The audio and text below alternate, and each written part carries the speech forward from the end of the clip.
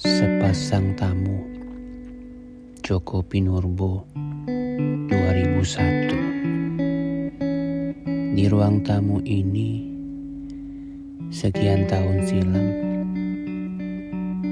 saya menerima seorang pemuda kurus kering yang datang menawarkan akik. Saya tidak suka akik. Lebih tidak suka lagi pada bualannya tentang kesaktian akik. Seberapapun hebatnya, akik hanya akan melemahkan iman. Tanpa basa-basi, saya minta anak muda yang tampak kelaparan itu segera angkat kaki. Ia pun pamit dengan penuh ketakutan, dan sambil pergi, matanya memandang sayu kepada saya. Tentu bukan karena akik. Kalau rumah itu terpaksa saya jual kepada seorang, dan orang itu kemudian menjualnya kepada seseorang yang lain. Demikian seterusnya.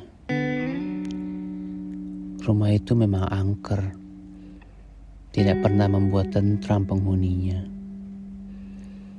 Kini, sayalah yang duduk terlunta-lunta di ruang tamu ini. Wah, mewah benar bekas ruang tamu kesayanganku. Ada pendingin udaranya, ada cermin besarnya, ada pula lukisan tidak jelas yang pasti sangat mahal harganya. Cukup lama saya menunggu, tapi si empunya rumah tidak juga keluar menemui saya.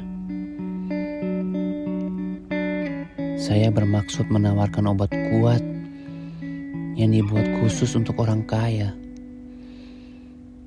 Dengan jengkel saya mengintip ke ruang tengah.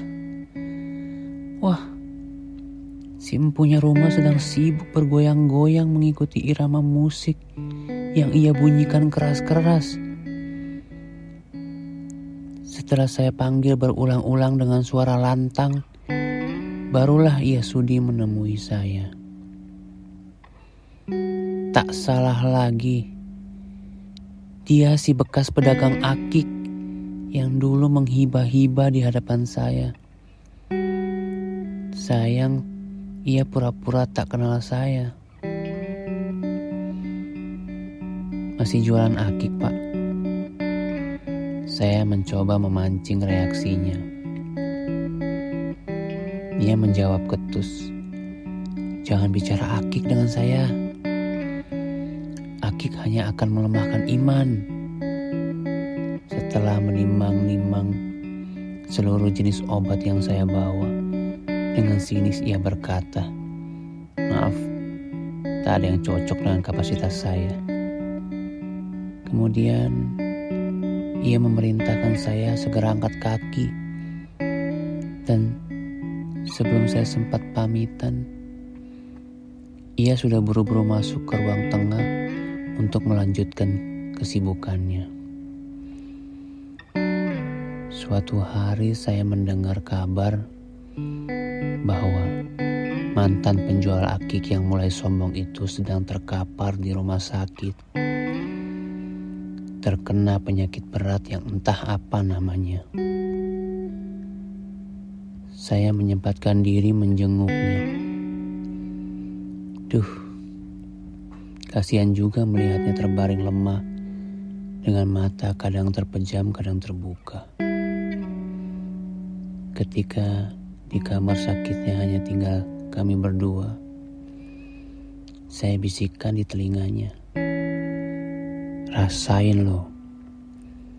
Serta-merta matanya membelak dan dengan gagah yang menimpal, asu lo. Cukup lama kami beradu pandang, dan kami sama-sama berusaha tidak tertawa atau malah mengeluarkan air mata.